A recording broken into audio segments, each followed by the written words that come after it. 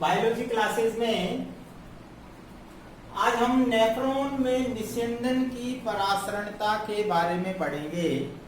अर्थात नेफ्रॉन के अंदर जो वृक्क नलिका होती है उसमें किस प्रकार परासरण सांद्रता को दिखाया जाता है, अर्थात उसके कौन कौन से भाग में परासरण सांद्रता का लेवल क्या होता है। तो इससे संबंधित भी क्वेश्चंस हमारे इसमें पूछा जाता है, तो इस चीज को बहुत अच्छी तरह से समझ लीजिए। सबसे पहले हम बात करते हैं कि आखिर ये परासरण सांद्रता होती क्या है।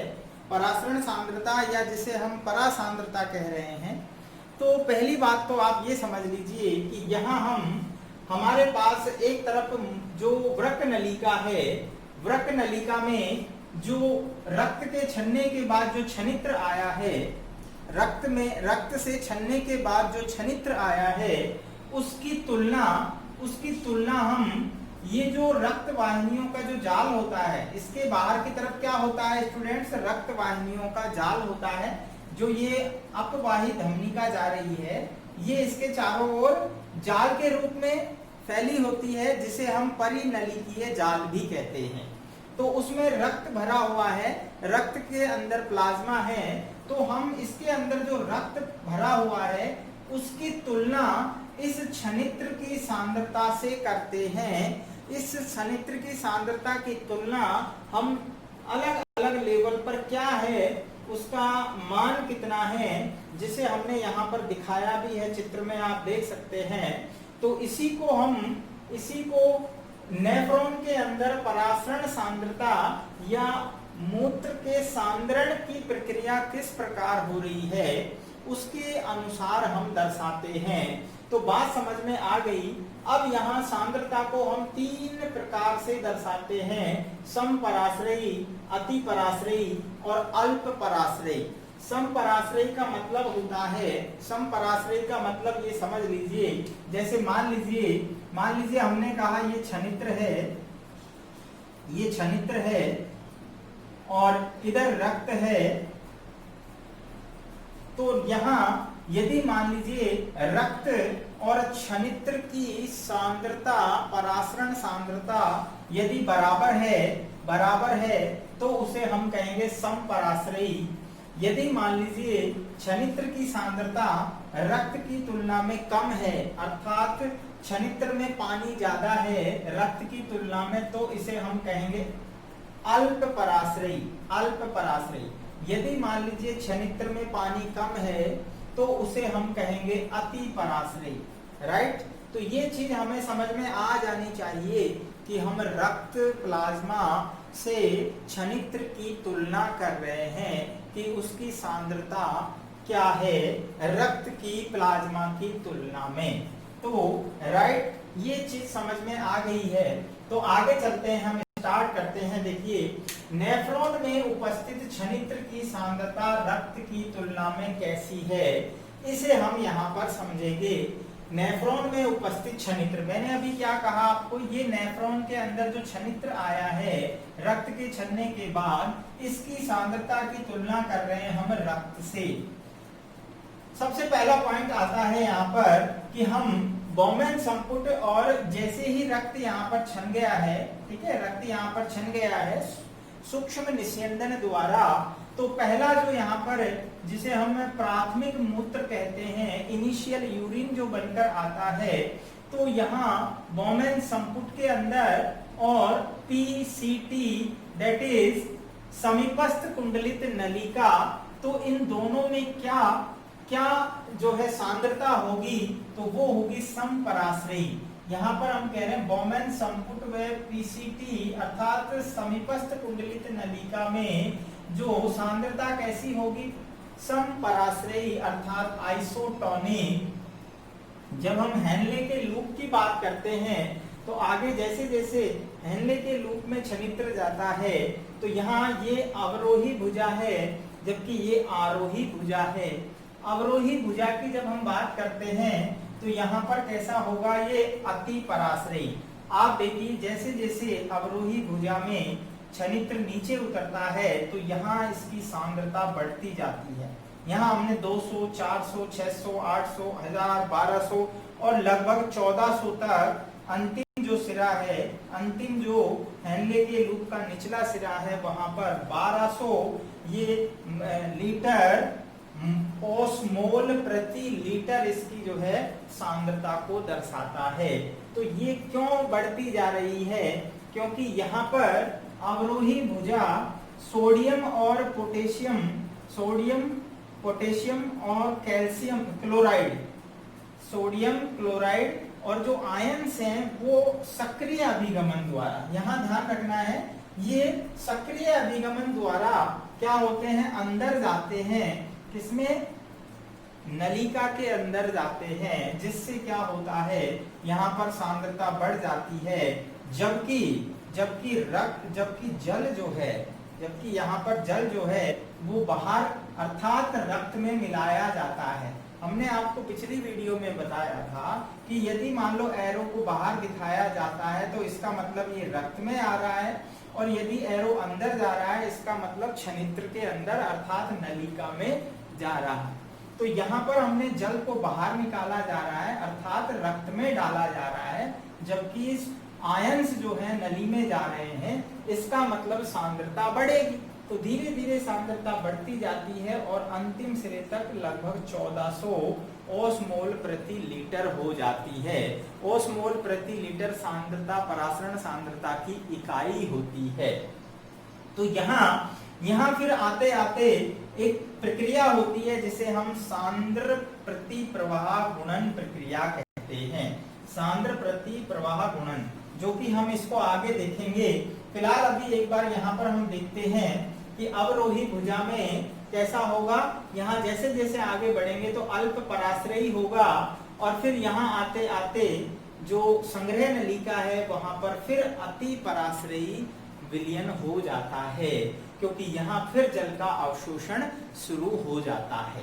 तो अंतिम जो मूत्र होता है स्तनियों में वो अति पराश्रयी अर्थात हाइपरटोनिक होता है, जिसमें जल की मात्रा बहुत कम होती है, क्योंकि वहां पर जल को ज्यादा से ज्यादा अवशोषण करके रक्त में मिला दिया जाता है।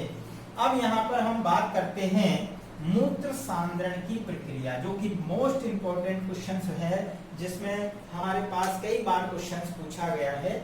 मूत्र सांद्रण की क्रिया क्या होती है? मूत्र सांद्रण की क्रिया क्या होती है, अर्थात यूरिन को कैसे कंसंट्रेट किया जाता है? तो सबसे पहली बात, स्तनियों में जो यूरिन होता है हमने कहा अति पराश्रयी होता है। कैसा होता है? अति पराश्रयी होता है, हाइपरटोनिक अर्थात हाइपरटोनिक होता है, या हम यूं कह सकते हैं कि उसमें जो है गाढ़ापन ज्यादा होता है, राइट। इसके बाद हम बात करते हैं मूत्र का सांद्रण वृक्क नलिका के हेनले लूप में सांद्र प्रति प्रवाह गुणन, बहुत इंपॉर्टेंट है ये, सांद्र प्रति प्रवाह गुणन प्रक्रिया, सांद्र प्रति प्रवाह गुणन प्रक्रिया काउंटर करंट मल्टीप्लायर सिस्टम से बनाया जाता है। अब ये सांद्र प्रति प्रवाह गुणन प्रक्रिया क्या है, इसे यहाँ पर समझते हैं। देखिए इस डायग्राम में हमने बताया कि जिस प्रकार छनित्र अवरोही भुजा से नीचे आता है और फिर आरोही भुजा में ऊपर जाता है, तो यहाँ पर एक विशेष प्रकार का काउंटर करंट अर्थात प्रति प्रवाह का मतलब होता है, जैसे ही कोई स्तंभ में पानी, यदि मान लो नली में एक बार आप देखते हैं पानी ऊपर जाता है तो फिर वापस से हाइड्रोस्टैटिक प्रेशर के कारण फिर वापस नीचे आता है। तो ये जितना बड़ा, इसमें एक चीज और ध्यान रखना है कि जिन नेफ्रॉन में हेनले के लूप बड़े होते हैं, that is juxta medullary nephron, हमने कहा जक्स्टा मेडुलरी नेफ्रॉन में जो हेनले के लूप हैं वो बड़े होते हैं, तो उनमें ये ज्यादा होगा, अर्थात सांद्र प्रति प्रवाह गुणन प्रक्रिया ज्यादा होगी, बार बार नीचे आएगा ऊपर जाएगा। उसका परिणाम क्या होगा कि ज्यादा से ज्यादा जल को अवशोषण करके रक्त में मिला दिया जाता है, जिसके परिणाम स्वरूप छनित्र की सांद्रता बढ़ जाती है, और इसी कारण ये अति सांद्र अर्थात हाइपरटोनिक होता है, राइट। इसीलिए इसकी यहाँ पर हम देखेंगे तो लगभग 1200 से 1400 जो है ओस्मोमोल। तो यहाँ हम देखते हैं कि हेनले लूप की जो अवरोही भुजा है वो निष्क्रिय अभिगमन द्वारा, अभी आपको बताया, निष्क्रिय अभिगमन द्वारा यहाँ पर सोडियम और क्लोराइड आयनों को अंदर लेती है। ठीक है, साथ ही साथ यहाँ पर एडीएच हार्मोन भी जो है क्या करेगा, जल का अवशोषण बढ़ाता है। तो उसके परिणाम स्वरूप मैक्सिमम 1200 से 1400 मिलीलीटर ओस्मोमोल प्रति लीटर सांद्रता हो जाती है। तो यहाँ पर ये सांद्रता, ये सांद्रण जो हो रहा है मूत्र का सांद्रण, वो स्पेशली हेनले लूप के कारण होता है। आगे चलते हैं। जिस प्रकार आरोही भुजा में जैसे जैसे ऊपर जाता है छनित्र, तो यहाँ सोडियम और क्लोराइड आयनों के लिए ये अति पारगम्य होती है, जिससे क्या होगा कि सोडियम और क्लोराइड आयन रक्त के अंदर वापस डाल दिए जाते हैं, जिसका परिणाम ये होता है कि सांद्रता ऊपर जाते जाते कम होती है। तो यहाँ देखो 100 पर आ गई है और धीरे धीरे यहाँ पर ये DCT दैट इज दूरस्थ कुंडलिक नलिका में आते आते अल्प पराश्रयी हो जाती है। कैसी हो जाती है? अल्प पराश्रयी। तो यहाँ हमने कहा DTC में कैसा है? अल्प पराश्रयी सांद्रता, हाइपोटोनिक है, हाइपोटोनिक।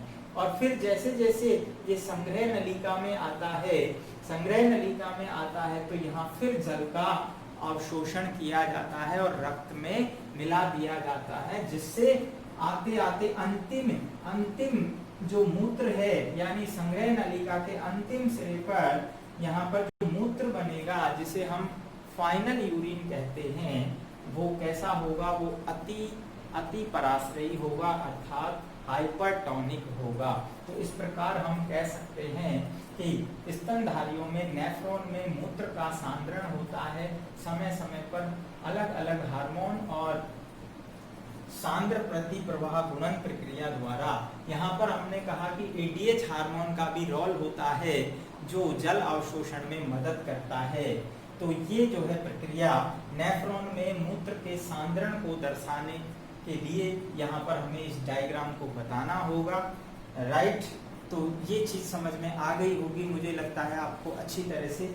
लास्ट हम यहाँ पर एक छोटा सा टॉपिक देखते हैं, अन्य उत्सर्जी अंग। तो वृक्क के अलावा जो अन्य उत्सर्जी अंग होते हैं शरीर में, वो त्वचा है, प्लीहा है, फेफड़े हैं, यकृत और आंत्र। हम जानते हैं त्वचा जो है हमारी पसीने के रूप में विभिन्न उत्सर्जी पदार्थ को शरीर से बाहर त्यागती है, जबकि प्लीहा में हमने पढ़ा है कि जो आरबीसी का विखंडन होता है वो प्लीहा के अंदर होता है, क्योंकि प्लीहा को ही हम आरबीसी का कब्रिस्तान भी कहते हैं। फेफड़ों के द्वारा हम कार्बन डाइऑक्साइड अर्थात CO2 का उत्सर्जन करते हैं। यकृत में विभिन्न प्रकार के नाइट्रोजनी अपशिष्ट पदार्थ जो घातक हैं, जैसे अमोनिया टॉक्सिक होती है, उससे हम यूरिया में उत्सर्जन कर दिया जाता है, अर्थात यूरिया बनाया जाता है। और आंत्र के द्वारा हम जानते हैं, आंत्र के द्वारा जो पाचन क्रिया में हमने पढ़ा, विभिन्न प्रकार के जो वेस्ट पदार्थ हैं उनको शरीर से बाहर उत्सर्जन किया जाता है, जिसे बहिक्षेपण कहते हैं। तो इस प्रकार ये हमारा जो है उत्सर्जन तंत्र का जो टॉपिक था, जिसमें नेफ्रॉन में निस्यंद की सांद्रता का हमने परासांद्रता का जो है वर्णन किया और मूत्र के सांद्रण की प्रक्रिया को दर्शाया है। इसके बाद हमारा इस चैप्टर में अंतिम टॉपिक है, जिसमें जो उत्सर्जन से संबंधित विभिन्न प्रकार के डिजीज, डिसऑर्डर, रोग, जिसमें विभिन्न प्रकार के आपके जो इंटरेस्टिंग क्वेश्चंस बनेंगे। डायबिटीज से संबंधित, डायबिटीज कितने प्रकार की होती है, और इसके अलावा रक्त अपोहन क्या होता है, और विभिन्न प्रकार के जो है वृक्क प्रत्यारोपण से संबंधित क्वेश्चंस के बारे में चर्चा करेंगे। मिलते हैं नेक्स्ट वीडियो में। देखते रहिए लगातार बायोलॉजी ऑनलाइन क्लासेस।